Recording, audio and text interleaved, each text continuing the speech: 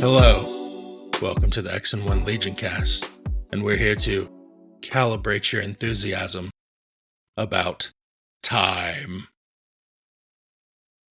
Hey, it's me, Randy. I'm here with Matt and Mitchum. That was just a little Andor thing for you. Randy I'm slowly killing Matt and Mitchum because I'm only through episode 5. Yes. I'll say he's not caught up. He doesn't know. Not caught up. He doesn't know. I am surprised the Discord has not been blowing up with Andor posts and stuff. Andor is amazing. I fantastic. have some questions about riot troopers going forward that we will maybe address at a later date. But yeah. I think we should just scrap everything we're going to talk about and just talk about Andor for an hour and a half. Yep. Andor's great. As long as we only go through episode 5. Spoilers. Yeah. No, it's great. If you haven't watched it, go watch it. Watch it. If you have somebody that you can watch it with that doesn't love Star Wars, have them go watch it. It's going to be great. They're going to love it. If you have watched it, a great place to talk about it is the X and One Discord. Check out the link in the description. Come hang out with us. There's a Wookiee chat. And no. We don't need any incel Wookiee chat splinter group members joining. There's a resistance rising up in there, and I don't like it. There is. Yeah. Mitchum and Randy are not allowed in Wookiee chat. They've been banned. I thought I muted the channel, but I kept getting a bunch of messages because I was just looking around in there the other day, and I saw there was 100 of them I missed. I was like, oh, okay. I hopped in there briefly, and someone was trying to extol the virtues of one Wookiee unit versus Bosk. And he's like, oh, the Wookiee unit definitely takes Bosk. In this scenario, I assume they're starting in melee. Yes, because there's no way if they're starting in deployment that Wookiee unit has any chance. Yeah. No, you can't take Wookiee check out of context, Randy. Yeah, we're fighting in a 6x6. In this world where the deployment zone is a half-range circle in the middle of the map, then yes, I agree. Yeah. Correct. I will say, last thing on the Discord, I do need to make a public apology as a content creator and face on the internet now. I need to apologize to the entire U.S. Army again, and this time not for my table. There may or may not have been a recent Reddit post where I confused two branches of the military. I'm not going to go into much detail. However, my mistake has been corrected, and I have learned a lot from this experience. So just remember, we are friends with the U.S. Army, emphasis on the Army, esports, and wargaming team. We have no other branches of the military in our Discord. Again. But if you want to be, I was going to say, that being said, totally welcome, but I'm just saying, Houdini, Revan, I'm sorry, it won't happen again. Just add it to his whatever punishment you're coming up with for the other stuff. Oh yeah, we're definitely adding another heavy vehicle to the for sure paint list for the year. Do you not see all this? These are all ARC troopers right here, right there. Those are all ARC troopers. Is that the new ARC trooper heavy vehicle I've been hearing about? Nice. And I have a whole box of terrain I'm just ignoring. So he's sorry. He didn't mean it. I'm done. We'll talk about it off air. We'll discipline him. So don't worry, we got it, Army. Everything's fine. Speaking of hobby. Ooh. I've been on my campaign of not doing Legion stuff again. But I mean it's just Legion related. So I store my Legion stuff the same way with magnets. And then I get the magnetically receptive sheets, and I put them in the very useful boxes. And then they're very, very, very. I'm holding the case upside down, audio people. They're very magnetic. So, I've finished some more Halo guys and my elites, and then I've been, got them all magnetized, got the base in there. So, coming around. And that I have taken it on multiple airplanes before. It is airplane. Matt airplane approved. So. That's my hobby. I just got a filter bag for mine because I don't even know if I love that storage system, but I bought one for one game, and so now I just feel like I bought in. It's like iTunes, they trap you, right? Mhm. Like I've got those foam things that fit in those bags, so it's just like I've always wondered why you keep using those, but I guess it's just it's like a it's pyramid like I'm scheme. already in at this Yeah. point. And I mean, they're great for transporting. It's just they suck to repack when you have another game soon. Yeah. So Yeah. I need a strategy for that. That's really They the work only really thing I well for need. your buses. I will say that. I've always been jealous how you transport the buses because Yeah, it's just the bikes are good too. I like yeah. that. But yeah, bikes and Blackstones are really tall, so like Yeah. that's a little annoying. Mhm. But yes, I'm continuing on with painting some Bad Batch. This is my Echo. Echo. Yep, he's the one with the hand, Mm-hmm. the lack of hand, I should say. That did not unblur at all. I apologize. And then I'm working on tech. He's getting there. Nice. And then Tick. I got this gaudy Halo guy I'm working on, but he's actually going to look pretty sweet. Whoa. I That thought was the awesome. gold was going to look Yeah. bad, but no, he kind of pops hard. X and 1 colors, by the way. Nice. Ooh. Yeah. X and 1 gun gear. And then Speaking of that, shout out to Dylan. Did you see his X1 Mandos that he did? he did look Jerry's pretty Game sick. Shop ones too. Yeah, so Yeah, shout they out look to the pretty sick. Oklahoma content crews for sure. Mm-hmm. And then I've been working on sleepers. I actually got to play some Rebels against Mitchum last night, and man, it Bad Batch slipper cells are so good.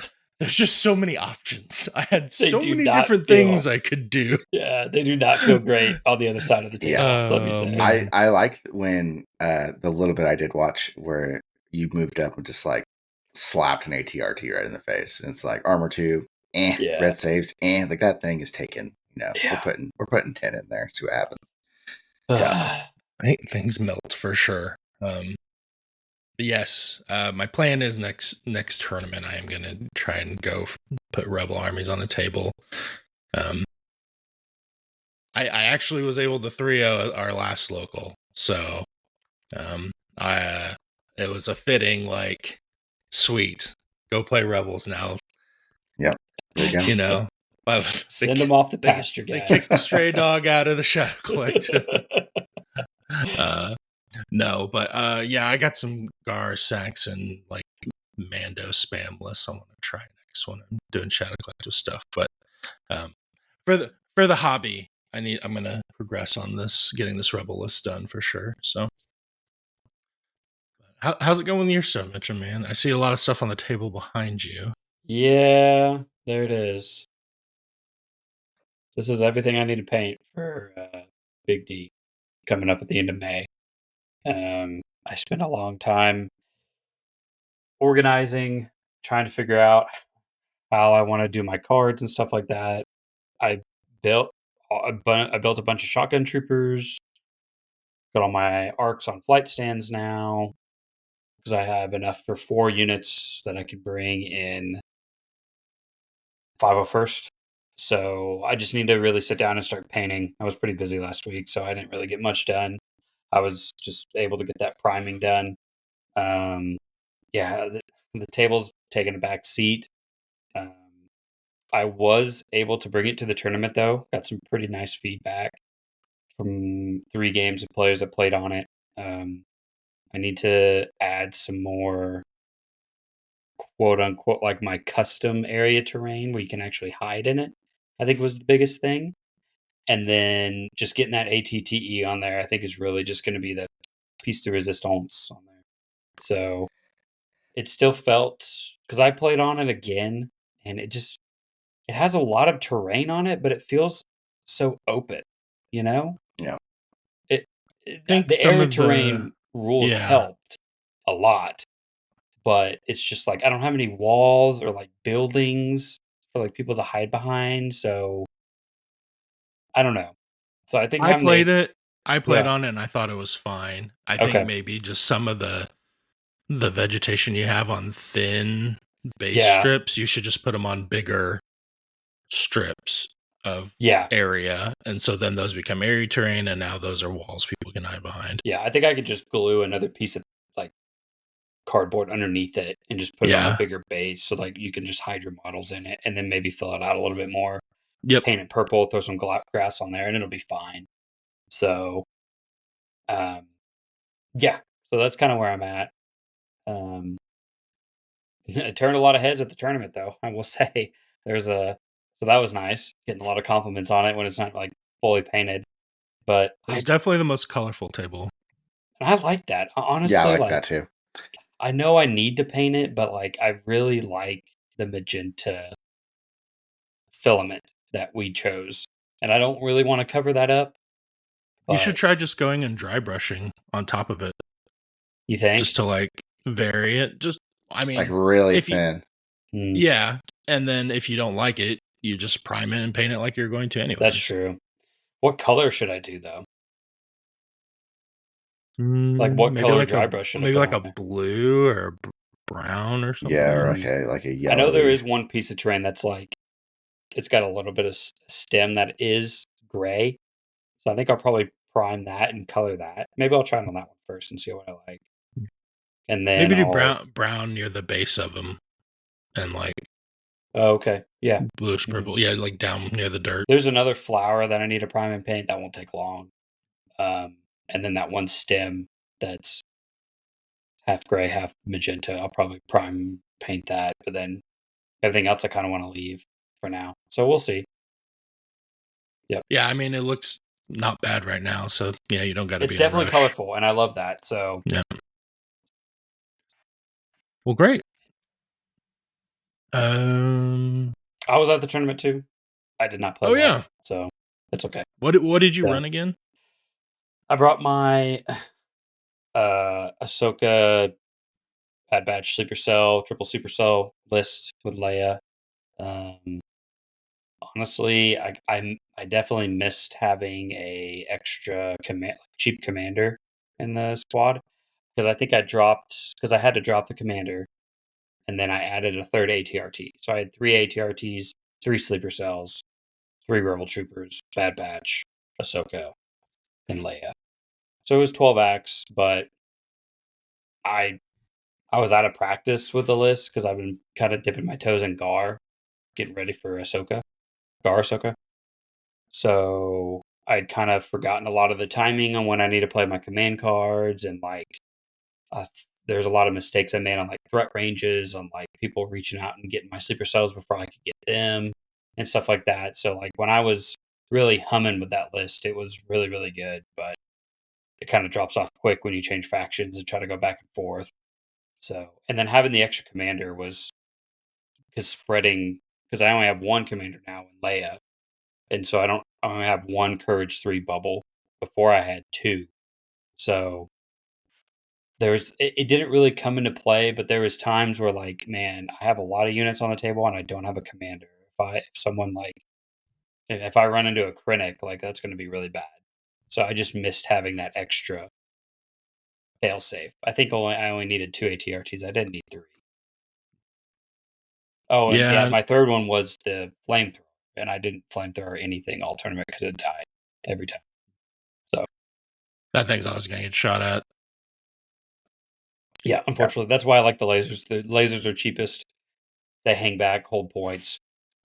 And I then was like, I have the extra points. Why not? it's tough because then you got to hold the ATRT back so you can run it up safely. Yeah, But then you're sending your sleepers forward earlier, and you don't want that. And so I think if you run all flamers, it's not bad because at least one of them or possibly 2 will get in. But I just had 1, so people were just like, okay, well, screw the laser ones. I'm just going to focus the flamer, and so it died every time. But then that left me with 2 lasers, which was they were fine for holding down points, but it was just like I would just want to flame something. So I don't know, but it was fun. It was fun overall. Got some cool alt art Rebels sleeper cell unit cards. So the new tournament kits was there, so that was fun. Lots of good painting prizes and lots of good prizes in general. So yeah, can't wait for the next one. Okay, Randy, tell us what you brought to the event. Just normal Shadow Collective stuff. I had double buses, raiding party, like Fury Road kind of stuff. So a couple Black Suns, some pikes with just disruptors. There was a naked pike. There was Vio, Capo. It was 13 acts and Cad Bane. Cad Bane, you're burying There it. it is. Jeez. What a tease. Yes. Cad Bane was not the reason for my success. It was very much 13 acts. If Cad Bane was helpful in winning my games, it's because he was such a distraction. And I really feel like it's just a holdover from pre 2.6 Legion of like Cad's not a problem as long as you don't forget about him and let him run around and do things, which he can kind of do when I have 12 other acts besides him run around doing things. But really, he ended up just kind of being a distraction for the swoop bikes. And I played Recover twice. Oh, nice. Recover the Research. And then the other one I played was Intercept, and that was like my harder game. So Cad can put a lot of pressure on Recover the Research because he can just show up. And the swoop bikes as well. Basically, the plan was round one, be super conservative with swoop bikes, and then if I needed to, just swoop bike suicide one each round. And then I had surface scan on both of those. So I'm getting to 12 points by the end of round 4. And that was basically the plan to win on Recover the Research. So, but yeah, second round was probably the scariest because Travis had Bad Batch, Lando, Din, and Han, and double X34s. He melted one of my buses at the end of the first round. But thankfully, I had 13 acts, so like it was still there, and those shots weren't going at bikes. So yeah, I mean, it did the thing. Those double land speeder lists look so fun. I want to play it so bad. You just can't find land speeders. Hey, this will come out. This will come out after. I'm currently in a bidding war for an eWeb on eBay. I'm trying to slow play them. I set my max bid and it hit my max bid, and now I'm like, I'm gonna wait till closer to the time and then try to sneak in at the end. But don't pay more than $35 for that. We're at 40 already, bud. Oh, no! Dude, oh my God. So I guess point being, can't get land speeders, I guess is where I was going with that. So kind of the same thing.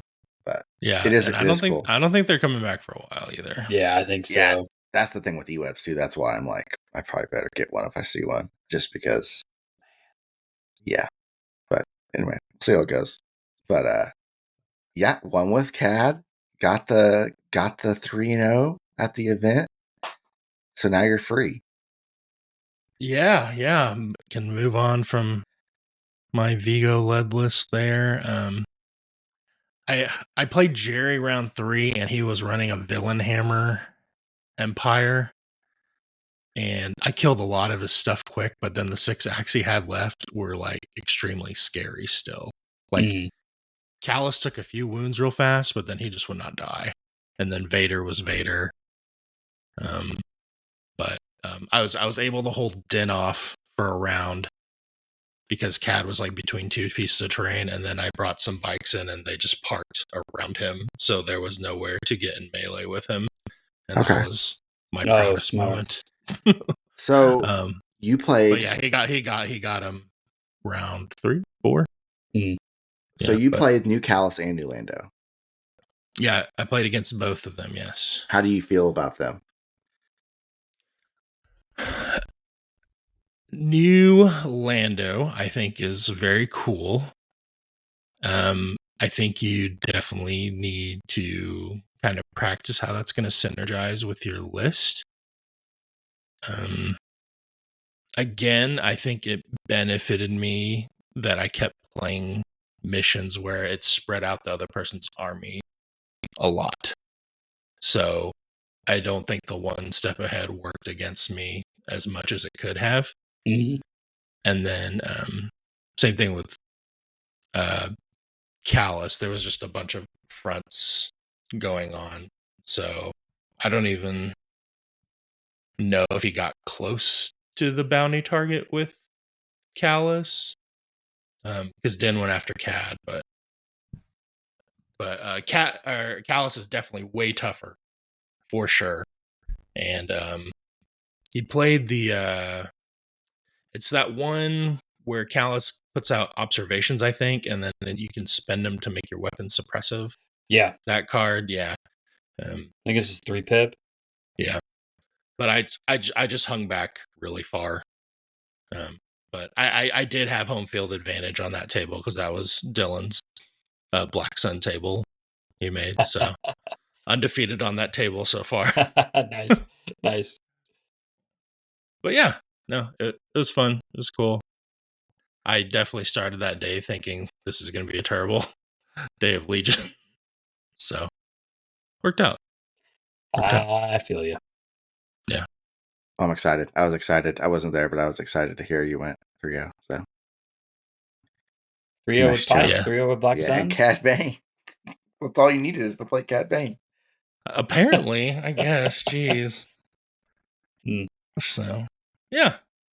But yeah, we'll have another local next month. Mitchum's TO in that one. Yep. Over Primal Nerds, that's gonna be another LVO IS, LVO right? Invitational. Yep. End of June 21st. Yeah, make sure you sign up. We'll put a link in the description. Yeah. So lots of good prizes, lots of good stuff, as always. Yep.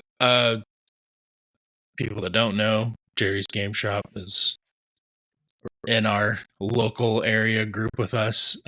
So we got to see a lot of the new trophies and stuff for the LVOIS season. So if you are a TO that's running one of those and want some cool prizing, I would definitely hit up Jerry's shop for that. You can use code X1Rocks for 10% off.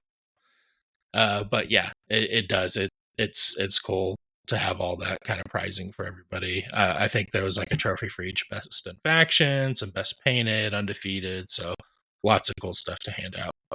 Yeah, for sure. But yeah, check that out. Okay, cool. Is it about time? To be about time? Time for a good Yep. time. Okay, so we put out a questionnaire actually a while ago, and then things kind of got busy with news there, and we wanted to get a few more responses. And we just wanted to talk about tournament time a little bit. I feel like it's what every other month the discussion of chess clocks comes up either on local Discord or big Discord. LJ brought it up that they're going to be using them in LVO. Before we get into it, what's our experience with chess clocks? What's our position on them? So I have never used a chess clock in a competitive sense. I've always thought of myself as a timely player. I mean, I know I can get distracted talking and stuff. I've only used chess clocks in just friendly games, if you will. Randy and I have done it a couple times, and I've done it a couple times with some other players. And it's always a touchy subject, so you really have to know your opponent. And from my experience, so I always bring a chess clock with me because it's just in my box, so it goes to everywhere, every event, every time I play, and so people know that I have it. But I don't bring it up, and people don't ask, so it's just always kind of like I don't know. It's just a weird, like, kind of one of those taboo subjects that no one like talks about. Um, I have found that playing with it, the times that Randy and I did, I found it very enjoyable. The games were over well before 2.5 hours. You still had enough time to kind of talk and banter and stuff like that, but you're always, you're really engaging with the game and staying and like thinking of your next move because it benefits you to think about what you're going to do on your opponent's time when they're doing their current move. So it's really kind of trains you to, think about, okay, if I pull this, what am I going to do? If I pull this, what am I going to do? And stuff like that. And I think that really helps kind of keep the game going. I want to say Randy and I both, I think both games we had at least 30 minutes left combined time. So we finished both our games in around 2 hours, which is kind of on par for what LJ was saying for the data that they've collected. Probably like 2 hours 15 because we didn't have Yeah, it running on turn 0. that's true. That's true. So And there's a yeah, lot of time where you pause. I mean, we paused after every round. We paused, for time 0, obviously. And so we had time to kind of discuss and like decompress after each round, which I found that really nice, which you can't do in tournaments, obviously. But um, yeah, I'm all for chess clocks. I wish they would become a norm. I wish they're not this thing that a lot of people dread because they either think that they're a bad player because they play slow, or they like, I don't want a chess clock because that's too competitive for me and stuff like that. I wish there's this negative connotation that I wish chess clocks didn't have, that we can hopefully try to get rid of and address here today. Thank you for coming on my TED Talk. I think we are overall pretty positive on chess clocks. I think we've probably talked about that in the past already. What I was interested in is we were trying to do a little, I know it's probably bad research, but we're trying to do a little research, do a little data collection, and kind of see what do other people think about time. Because I think people pretty much, if you've listened to any episode we've talked about time, I think we're kind of at as far as chess clocks. So I was interested to see what other people think. Maybe people don't want to hear it just from us. So I feel like I've been traversing a bell curve on chess clocks. I went from whatever to yes, everyone should use them all the time to now I kind of don't think I want them at tournaments just because tables, I feel like more often than not the table you're playing at barely has enough space for all the crap you're bringing to play. And then it's off to the side. If I could just put the clock in the middle of the table, it'd be easier, right? But I do think it's a really positive practice tool, and I yeah, for sure. Don't know how much more I want to say about that, but yes, I think it's a useful practice tool. I don't think anyone should shy away from it in that aspect, I guess is what I'm trying to say. But yeah, I've heard people say also like it's a strategy game. I want time to be able to think about my strategy, and I mean, people play chess without chess clocks.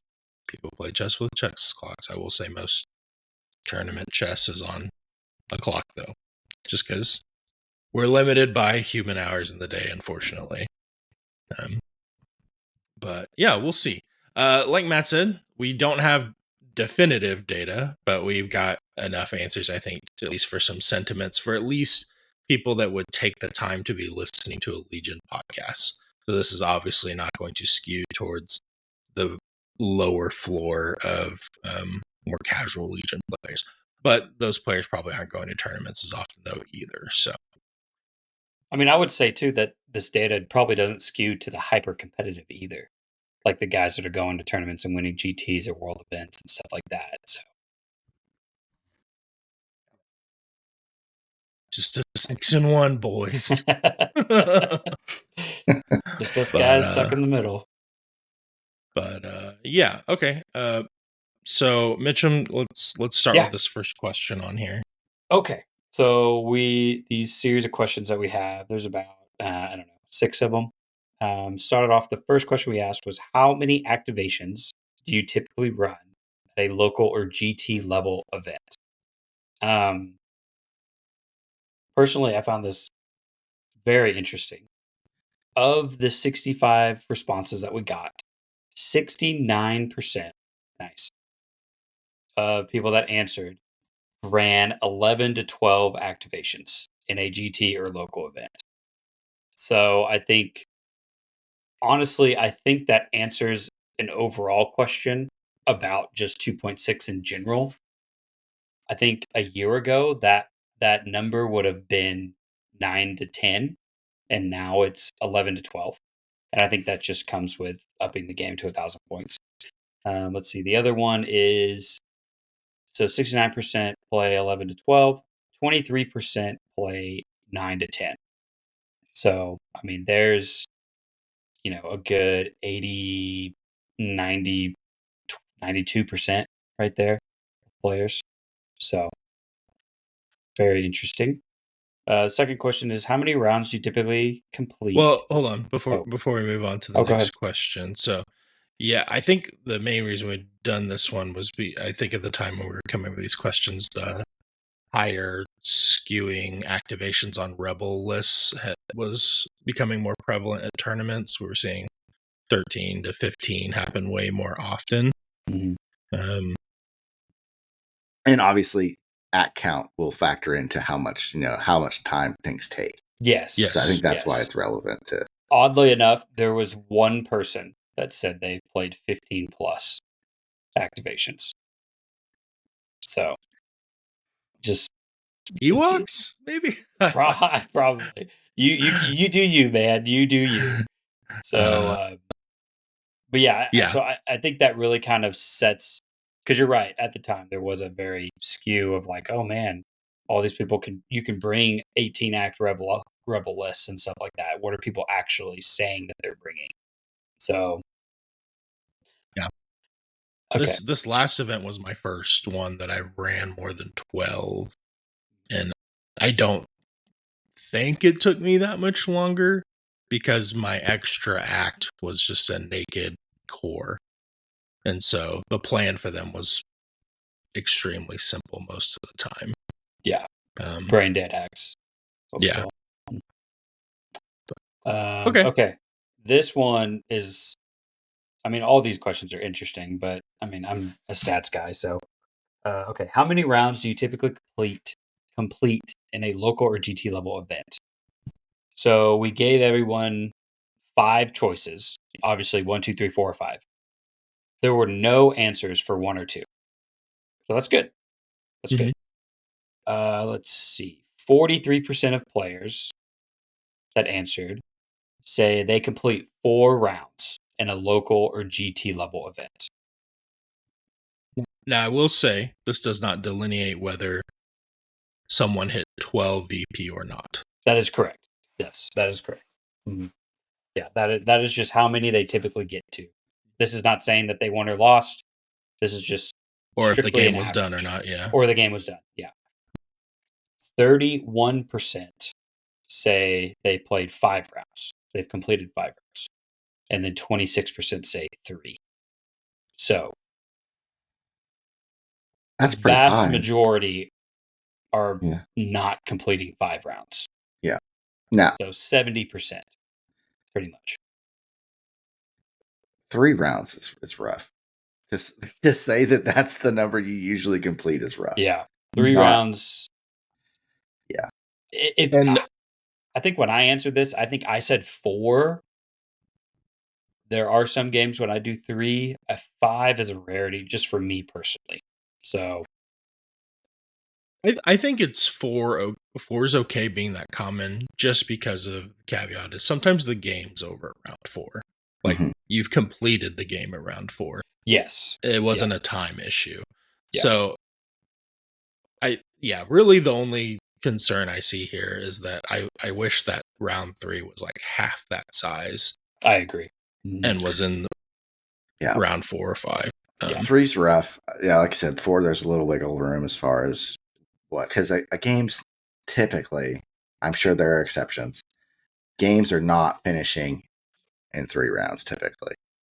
That'd be pretty I don't difficult. think there's a way to score enough victory points to win in round 3.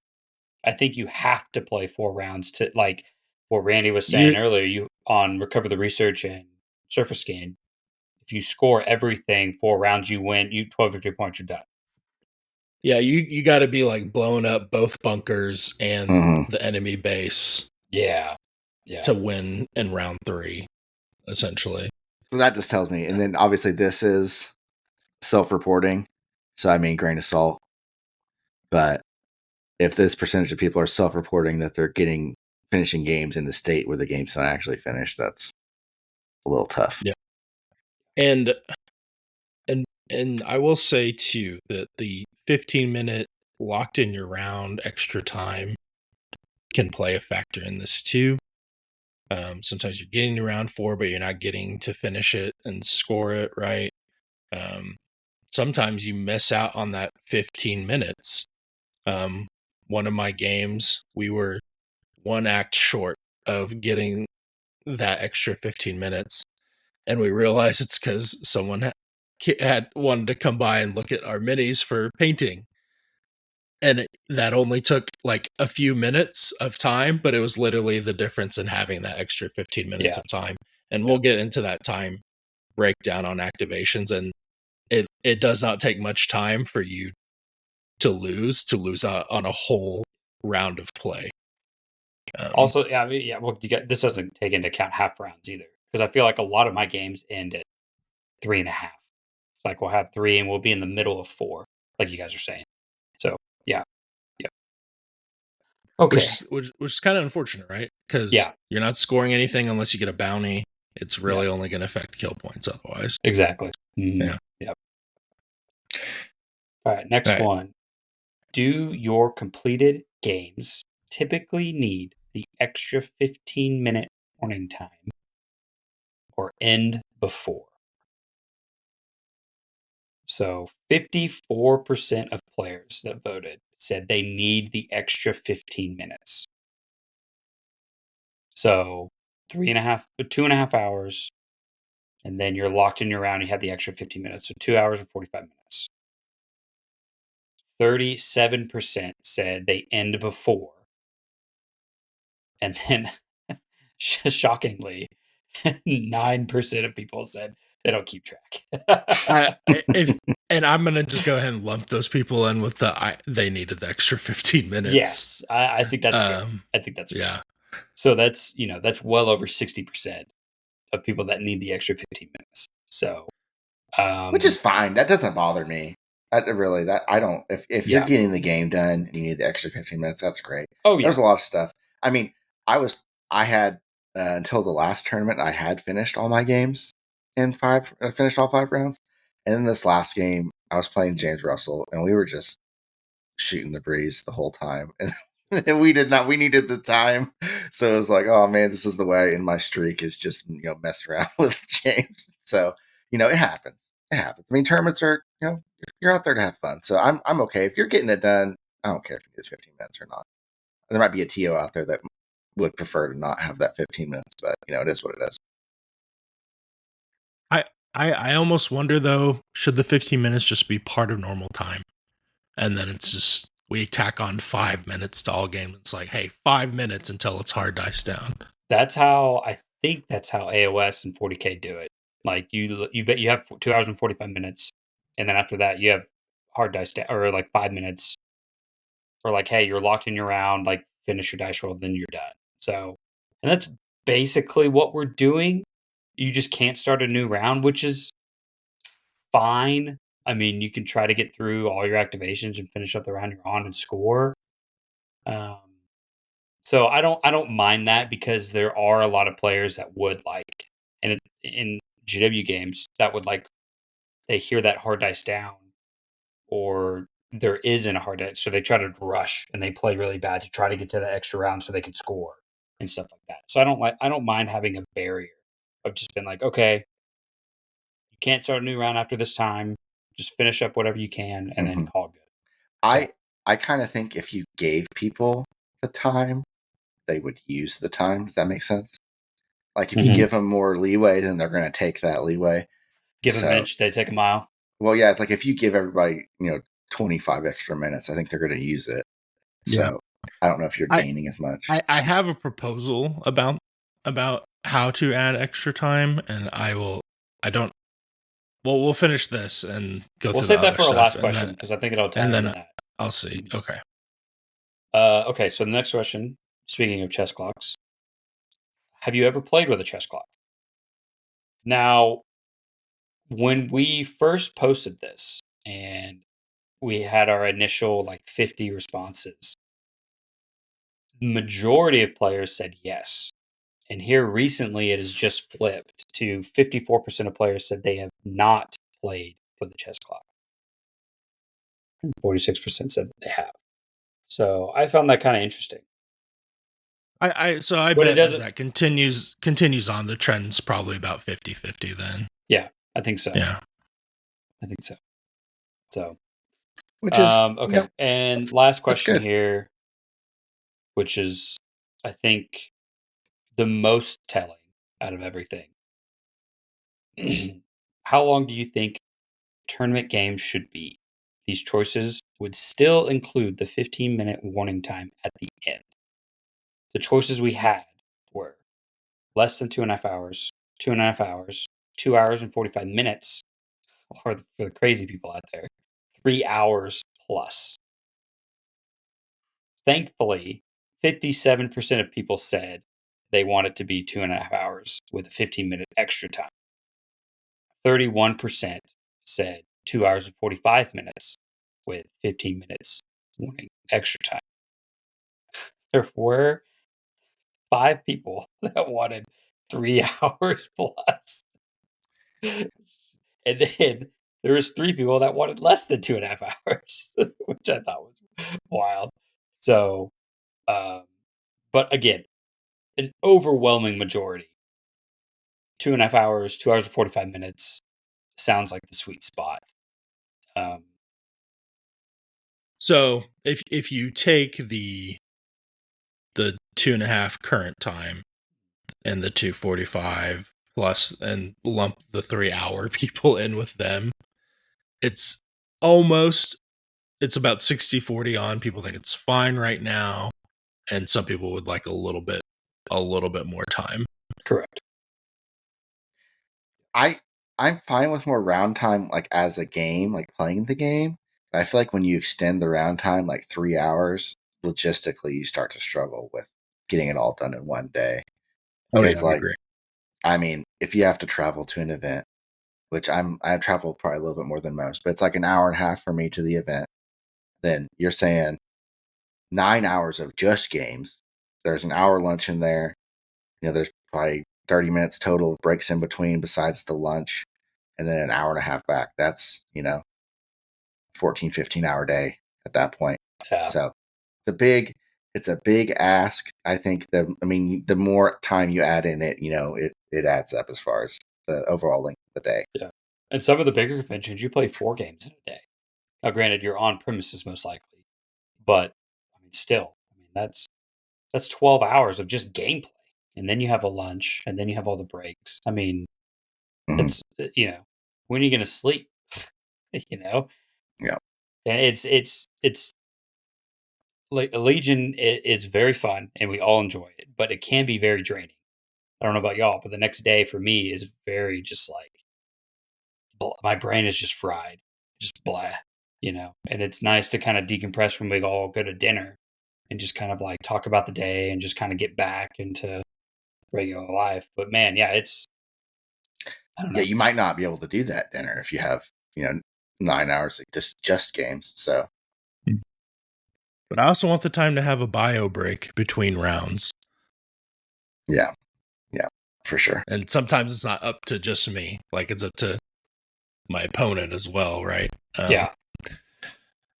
So my proposal would be, if you were going to add time, because I totally agree with you, Matt. If you give it's like if you let an artist have however much time to do their painting, they will take forever, right?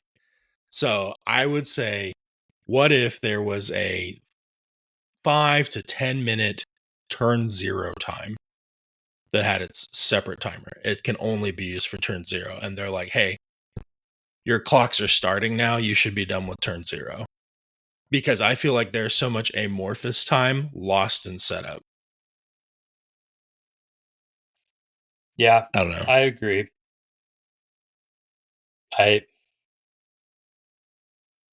I don't. It's so tough because like as a TO, that's just another thing we have to keep track of. And then you have to start getting on to people for like, what if, you know, you're sitting at a table and your opponent has to go to the bathroom? Like, what do you do in that point? Or like, you have to pack up all your crap really fast, or you put your whole army to go get judged by painting. You have to go grab it, run to the table, and then by the time you get back, like your whole time's lost for turn 0. So like, what do you do then? So Well, it's I mean, then you're just playing. So like, you're not really getting penalized for it. Like, if you can yeah, get through turn 0 in 3 minutes, then hey, you get an extra 7 minutes to play. But it's sure, not coming at the sure. back I end. see what you're saying. Yeah. Yeah. So this is just this is not time eating into your 2 hours and 15 minutes or 2 hours and 30 minutes. This is But an extra allotted time yeah, it's that like you could possibly turn into it's a bonus kick in time. the pants of like, hey, you should be rolling dice very soon. Yeah. Yeah. Okay. And Yeah, if I you're see what not you're rolling saying. dice very soon, then you are behind. I see what you're saying. Yeah. Yeah. Okay. That's not that bad. That's not that bad. I mean, as long as you don't make anything like punishable, I think anything you do is fine. But in the same breath, if you don't make it punishable, then how many people are actually going to follow the rules? You know what I mean? Mhm. So it's kind of like I don't mind that though. But once it's past the 10 minutes, clocks are running. Yes, you're right. So it So it's is like, if I'm waiting on you to ban, I can run your clock. yeah. So Yeah. just thought. I don't know. But yeah. Okay. Well, cool. Any other things about our definitive Yeah. skewed data? Thank We're you not for data everyone that scientists. submitted a response. We had a great feedback on this. Hopefully, we can do more stuff like this in the future with different things. If there are different things you guys want us to talk about and put out questionnaires, let us know. We'll try to put together a form and stuff like that. If there's something you want us to do with each faction with something like this, maybe. But yeah, I mean, I think this is a great way to just kind of gather data and just see where it is. And I don't say it's super eye opening, but it was, got us a good baseline to kind of dive into what we want to talk about here in a minute. So We're at least getting sentiment. yeah. Yeah. Okay. So I wanted to do some math about this. So I went through and I looked. So if you have the 2.5 hours, I believe they give you an hour 15 on each player's clock. Okay. And so I did a breakdown on 10 acts and 12 acts and 14 acts on how much time you have to do an activation.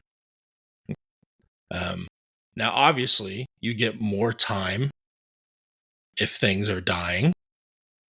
And I think that is also where people can get in trouble. Oh, round 1, we were both quite conservative and nothing died, right? So now your average act time has to stay much lower.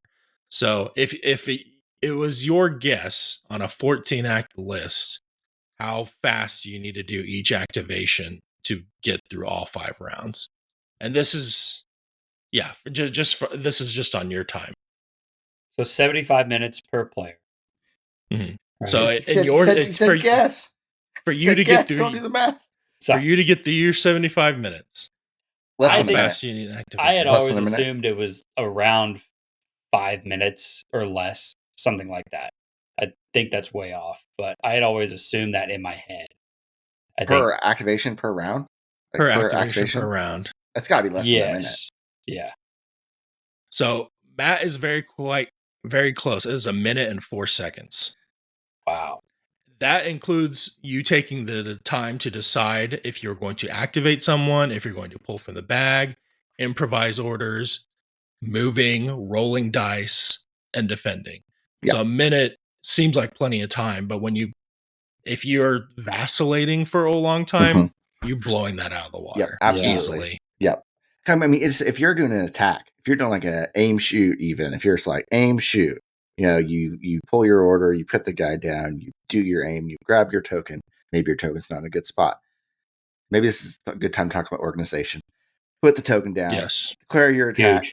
Roll your dice. They roll their dice. You compare results. They remove models. Whatever. That's 1 minute. Like that's 1 minute. Oh, at Yeah. least. Yeah. So, and yes, you're going to drop acts if you're activation padding. But the window, if you take 5 minutes to think about what you're doing, and it's your time, so with the chess clock you can do whatever you want within your time. But you're potentially using up like half a turn's worth of your time that you would need to get on that pace to finish the 5 rounds. For 12 acts, it's 1 minute and 15 seconds. For 10 acts, it's 1 minute and 30 seconds. On average, for each act you lose, you gain around 5 to 7 seconds in activation. So Wow. don't think losing Wow. one act gives you a ton more time. It That's does shocking. not. And so the last thing I did here was I was like, what if you did average 2 minutes on each act instead of the math here? At 10 acts, you will finish round 4. At 12, you'll get to the start of round 4. And at 14, you're not going to finish round 3. Wow. And that's 2 minutes per act. That's a 10-second difference per activation. That's throwing your game off that much. That's so, yeah. It is literally a game of inches and seconds. I mean, again, I think this just highlights how much you have to think on your opponent's time, like how much you have to do and pre-plan and prepare on your opponent's time, like while your clock is not ticking, because you do not have time to waffle back and forth. You do your waffling on your opponent's clock. Waffling. It's like, don't come at me, Mitchell. This isn't the place. Waffle.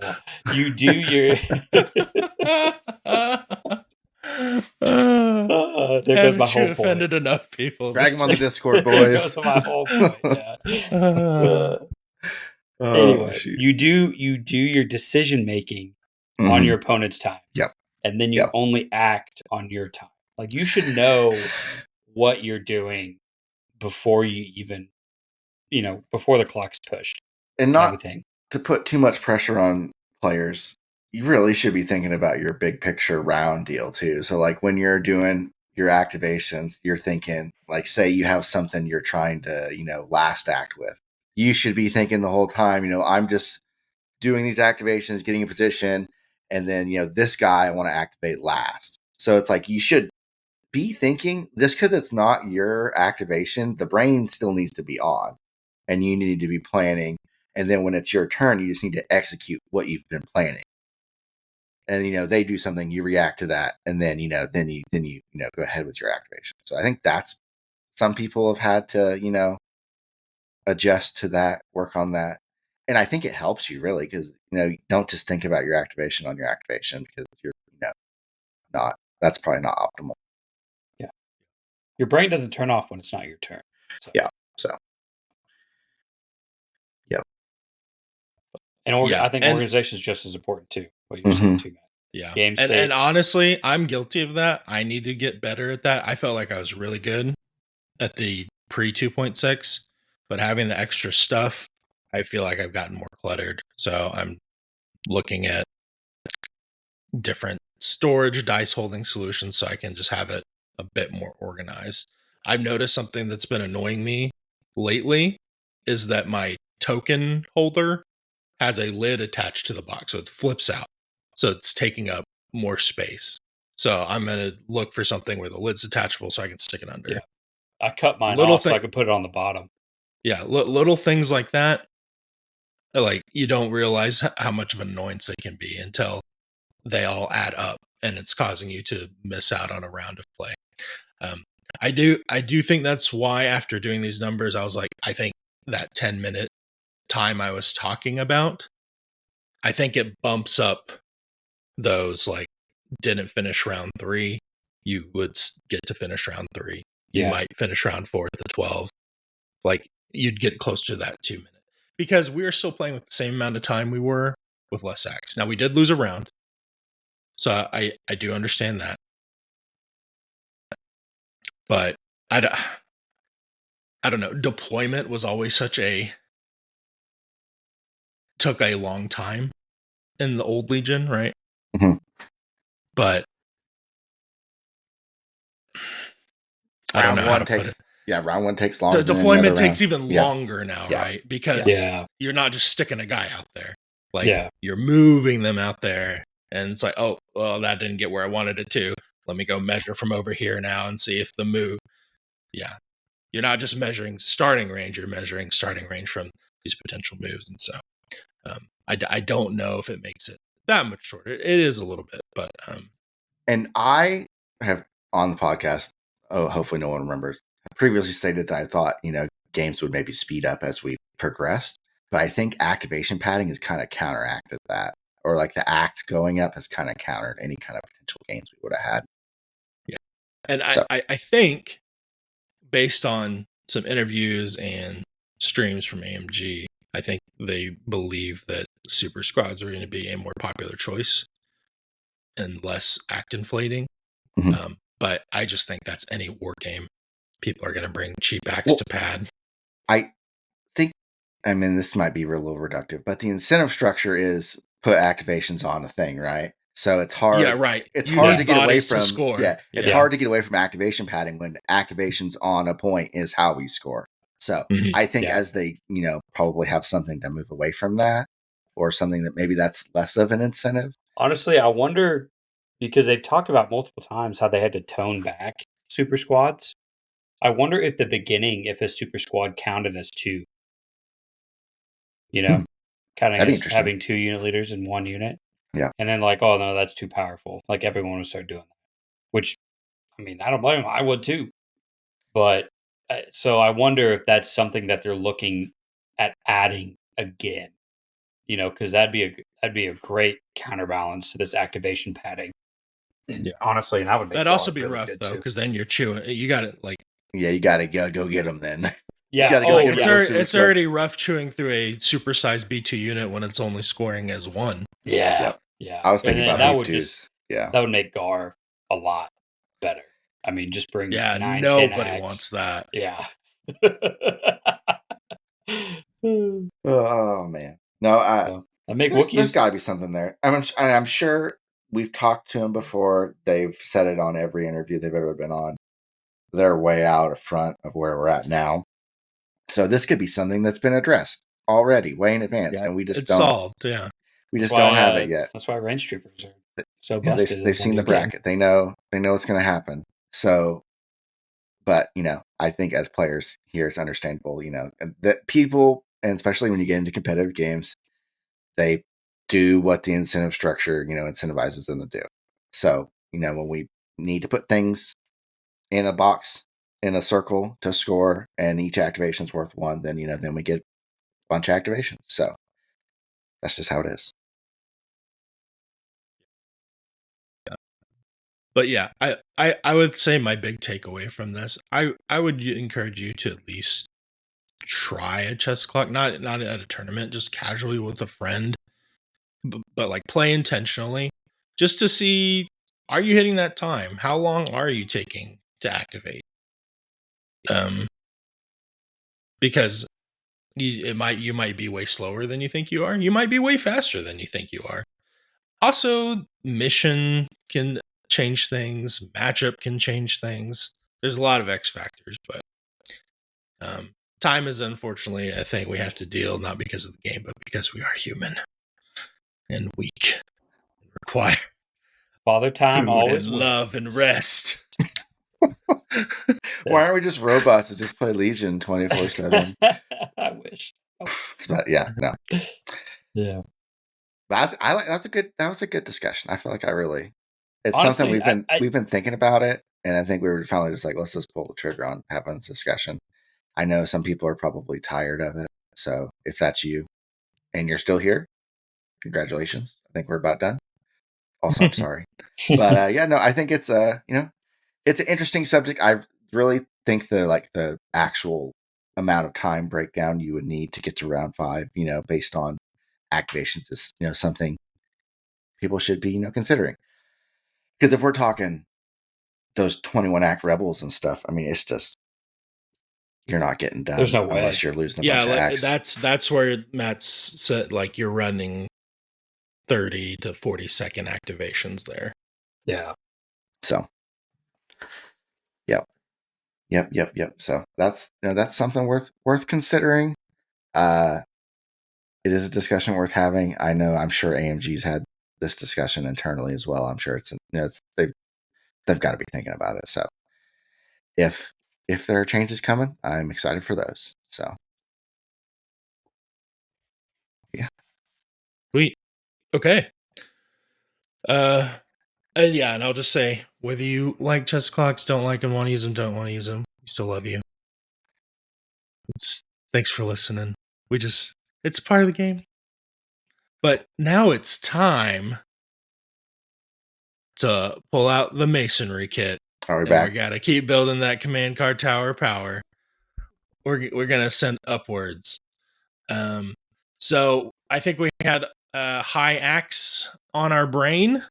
And so I was like, hey, let's do some echo-based defenders cards. Oh man, we didn't even mention prepared positions. That is something you're on the clock for as well.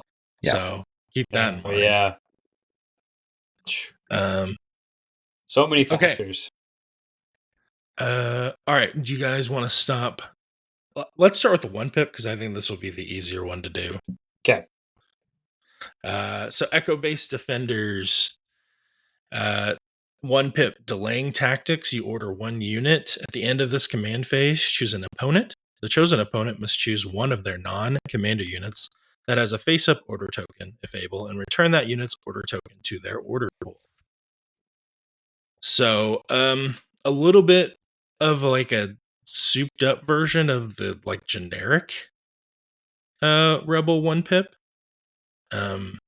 You've got more optionality on who you're giving the order to. And I feel like people are throwing out more orders these days with more acts. People playing cards that give a lot of orders, especially on round 1, or they bring in lots of seize the initiative. And I guess it's less HQ uplinks now, but yeah. What do you guys think of this card? I have my thoughts on this card, but what's y'all's take here? Kind of sucks that your opponent, you just choose the opponent and then they get to choose what the face-up order they put back in the bag is. That's such weird wording too. What other opponent are you choosing? I'm thinking it's probably if you're doing like a team. Like Yeah, a team good for tournament. them for including the language to make it future work for proofing, right? Future proofing, yeah. For the Grand Army battles, For with the Grand, ATST, yeah. Yeah, exactly. And so, does this mean that if your opponent only issues 1 order, you can put that order back in their bag? If it's a non-commander, Yeah. yes. If it's a non-commander, okay. So yeah, if it's non, if they have a bad batch and you think they're going to play We Do What We Do round 1, oh, that'd be pretty good. Down. Yeah, that'd be pretty good. Yeah, well, I don't know. I feel like there's a lot of ways to kind of get around this, or just be like, okay. Like I still have direct. I'm still going to get my B1 chain. You know. I'm not, and this card. This is pinned down. This is tactical planning for 501st. I'm not a fan of the cards that are putting orders back into the bag. I just don't know if the value's there for me. Because, I mean, I guess it delays the activation, but, I mean, this is a 1-pip, so maybe there's some value there. If they have a critical, if they have 1 activation that is not a commander that they really need to go, and you can put it back, sure, But otherwise, I don't feel like if it was, you could do commanders, maybe the value's there. As far as like a 1-pip that shuts off a commander's order token and like kind of maybe eventually leaves them exposed, that would be really cool.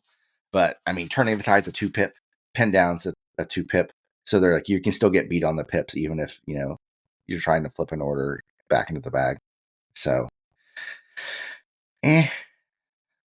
is where I'm at. Yeah, so. I think that's my problem too. It's quite situational. It is competing against Luke's 1-pips, Han's 1-pips, Leia's 1-pip. Probably not so much Chewie or R2's 1-pips, but R2's I don't know. Maybe you could use Chewie's 1-pip in here. Like you probably got. If you're bringing R2, you're probably bringing R2's 1-pip just to get him to score secret mission. Leia's 1-pip is fine. Yeah, Han's is definitely better because it's 0-pip. So yeah, Yeah, I He mean wants on a the Skywalker, best thing on probably. this card is that you can give it to the order is given to any unit. That's honestly the best thing on this card. Yeah, but So there's other 1-pips that do that. exactly. Yeah. Yeah. Okay. So it sounds like it's worse than mechanized incursion. Definitely. Definitely worse than mechanized incursion. Yeah, definitely worse than mechanized. I was looking at. I was thinking merciless. Yeah, I think it's worse than merciless munitions. I was as saying well. it's probably worse than covering fire. Yep. So definitely below sabotage. Probably worse than sabotage. So we need to talk about air support, orbital strike, coordinated fire. Because sabotage communications is just your opponent can only issue one order, correct? On the it's this one order. So yeah, you get them on a high pip turn, and they just only get one so order. That's still so that is better. Do we think it's better than the airstrike cards? Maybe because it's a 1-pip, and you can order to any unit, not just a commander.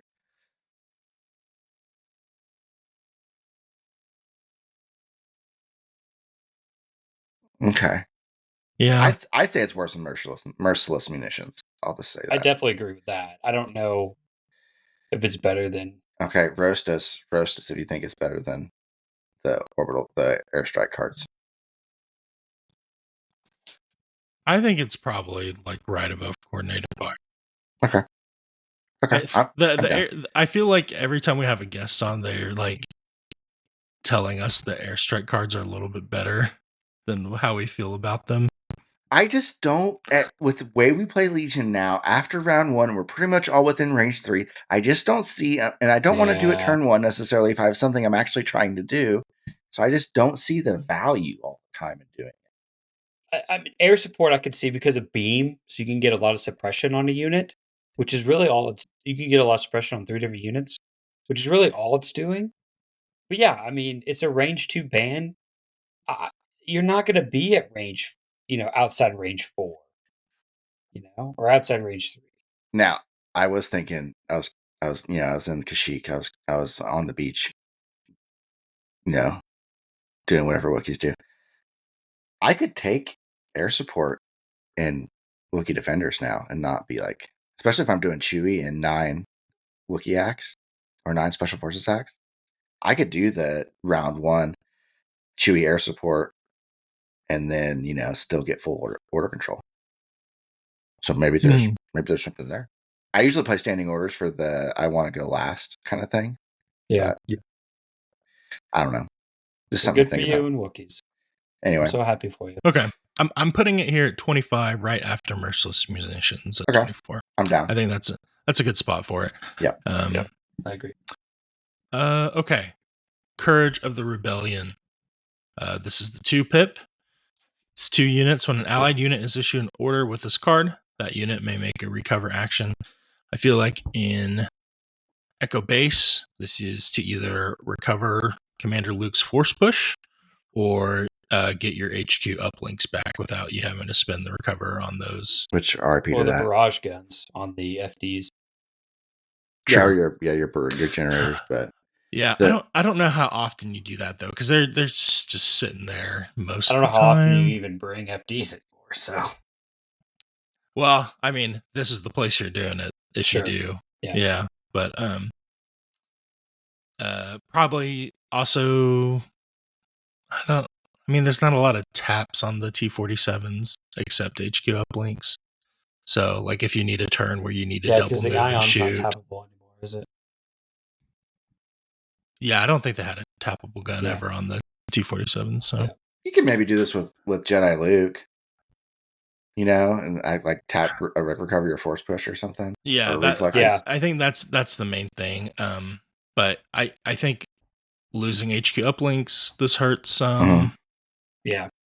I mean, you can recover the 2, but I feel like those 2 now are going on units that you're planning on recovering with a lot anyway, so you can keep making use of that. Yeah. It's just not doing anything for me, really. Yeah, the 1-pip and the 2-pip I feel like are typically the first to go. But is this better than push? Definitely still gets played.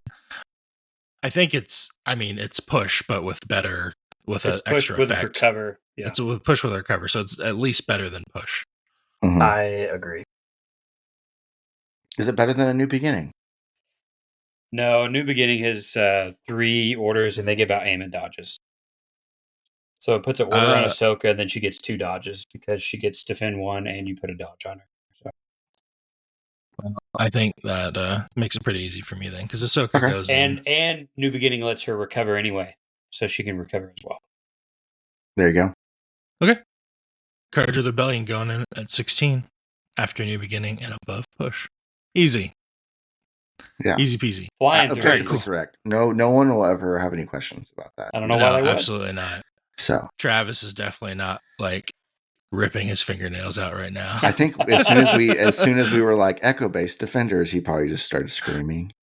So sorry, bud. Oh, he's still mad that he can only bring 2 What's that HQ meme where the guy's like looking at his past self like through the mirror, like seeing him make a mistake? No. Yeah. Interstellar. But yes. Oh man. Yeah.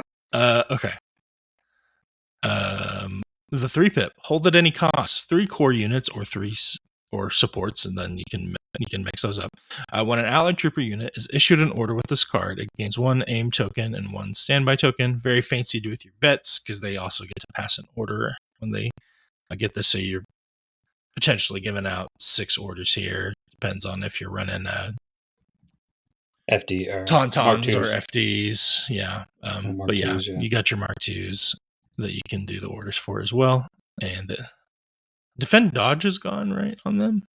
Because they just have low profile now. correct. They don't have defend. Okay. Yeah. Mm-hmm. Yeah, those standby tokens are big. For the if you have that prepared position gun line. Yeah. Matt Ben can Cook attest. Yeah, and all the Mark IIs would get standbys too.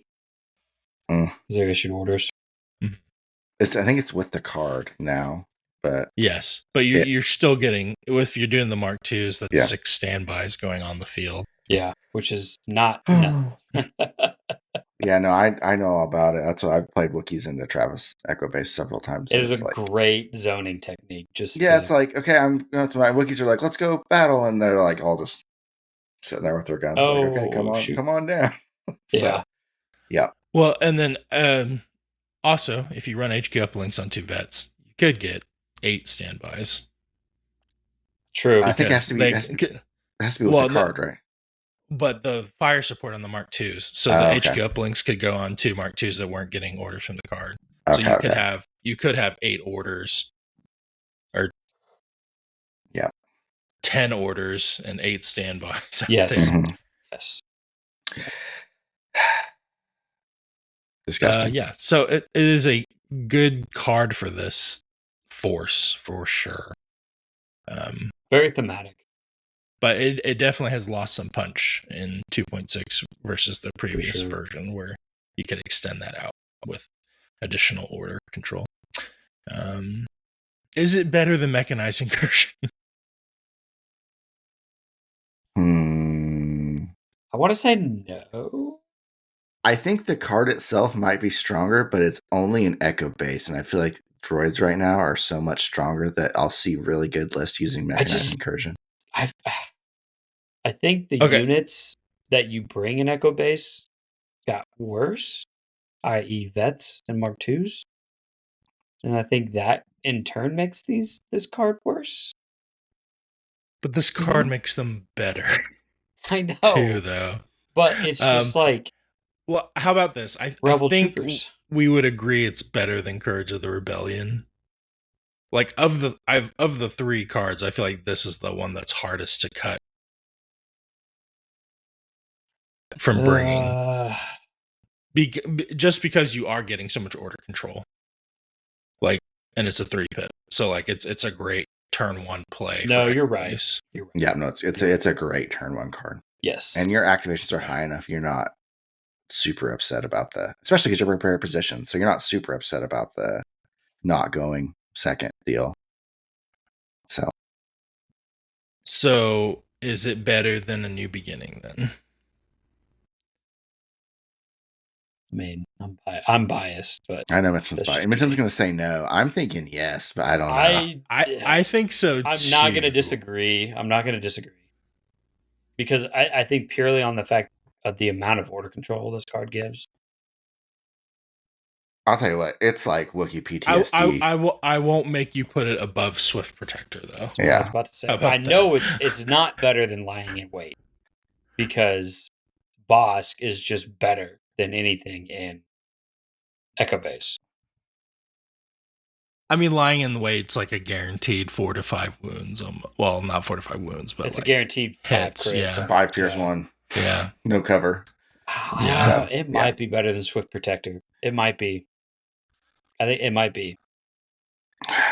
Because Swift Protector only gives to Ahsoka. She does give out dodges to everybody at range 1, sure. And she gets Guardian. But it doesn't give out the order control that this card has. And standbys Echo aren't Base bad. doesn't get any better than Hold at Any Cost turn. That's like the turn for Echo Base. You're That's when right. it's at its You're strongest. right. It's all downhill from there. Sorry, Travis. But it is rough for me as a Wookiee boy staring out all these standbys. At 14, below lying in wait, above Swift Protector. I'm that down. feel? That's fine. It feels good. I feel good about that. That leaves enough room for Travis to come on and argue these cards up. Yes. Yes. Plenty. How are we feeling about Attack of the Well, Clones? he's gonna be so busy defending his Sabine card. So Attack of the Clones. Is it doing good at Attack 10? of the Clones only order Only Clone Troopers? Core. Yes. Clone only Troopers. core? But it's Only 4. core? Clone Troopers. Or is it That's all Clone Troopers. It's Clone Troopers. Oh, okay. Now. Clone Okay. Troopers. Yeah. But Then it's 4. I think it's fine. And I think it might be better now. That's why I brought it up. Because Aggressive Tactics is gone. And so this Honestly, is I'm okay moving it above Assault. this is a good way to give surges now because you can give out 4 surge tokens. Boom! I was right. So I'm bump okay it above putting Assault. it above Assault. Yeah. Stonks on Attack of the Yeah. Clones. So let's move it up one. Mission was Sweet. right. Mitchum saw the Back in the script top 10, where it came baby. out. But yeah, now it's a little more difficult to get surges into clones. So I think it's maybe worth it. Especially, maybe Anakin dies, Maybe it's worth it. So Okay. So just to recap, we have Hold at Any Cost at 14 now, Courage of the Rebellion at 17, and Delaying Tactics down at 27. The tower's up to 33 command cards now. It's been going up. I don't know how many command cards are in the game. A lot more than what we have here. We're gonna find out how we'll many. be back. That's We'll for be sure. back next episode. We'll have a tally of how many command cards are in the game. Oh, we will God. get that. We will get Don't that do for you. To us, Matt. Don't do that to us. Oh my gosh. That's really something I would say. Oh man. Okay. Well, very cool, guys. Thanks for sticking with us. Is there any shout outs before we head out? Let's see. Big D Open is at the end of May. May 30th and 1st of June. I think there's 20 people signed up. Make sure you check that out. I will be down there. I will be down there with lots of X of 1 stuff as part of the prize support for the tournament and stickers. So if you want one of our stickers, come see me. I will give you a sticker. I'm excited to play. Should be a good time. Let's see. We're about to kick off. Is he going to play Rebels? Is he going to play Gar? We don't know, but he will be playing Ahsoka. You darn right. We are about to kick off our second annual Oklahoma Team League going on here pretty soon. It's kind of a new thing that we started in Oklahoma where the top players in our community are basically form a team and teams Jerry AI generated and they're all great. And then we do a live draft of everybody else. I think we have 12 people signed up so far, so that's enough for 4 teams. I think we're trying to get it to 15 players to get 5 teams going. The live draft will be on the 18th of May, so this Sunday. So this episode will come out the day. So the draft would have just happened. So be looking forward to that. We'll be talking a lot about that. Randy and I are signed up. It'd be cool if we can get on the same team, but we'll see. I think last year we went 1-2 picks. We weren't good enough to be team captains, unfortunately, because we're just X and 1 over here. But Randy was the first overall draft pick. I think I was second. Had lots of fun. We're gonna do a good raffle this year. Let's see. People didn't value the Shadow Collective. You're right. That's what it was. The next tournament, like we talked about, will be at Primal Nerds in Yukon on June 21st. So if you want to come out, the link will be below in the description. Come hang out, come say hi. We're going to have lots of good prize support, painting awards, undefeated, stuff like that. Awesome game store, awesome stuff. So yeah, that's kind of what's coming up in the Metro. So you guys got anything else? I think Rocky Top is coming up over Memorial. Kentucky Dan, I'm going to send you some stickers. So doing it live right here. I have some. They're coming your way. So, Well, cool. If you have an event you want us to mention on the cast, hit us up. Let us know. We'd be happy to get the word out. Cool. Well, hey, thanks so much for listening, guys. As always, we appreciate it. And remember, X&O is just a well-time managed game away. Later. Yep. Adios.